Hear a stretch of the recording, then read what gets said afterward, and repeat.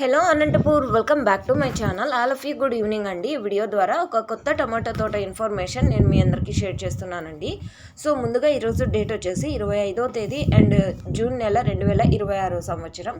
And ఈ తోట video వచ్చేసి చాలా రోజులు అయిపోయిందండి. సో లేట్గా చేస్తున్నాను అండ్ కొంచెం ఎండల కారణం చేత ఈ తోట అయితే కొంచెం గ్రోతింగ్ స్లోగా ఉంది అని చెప్పొచ్చు.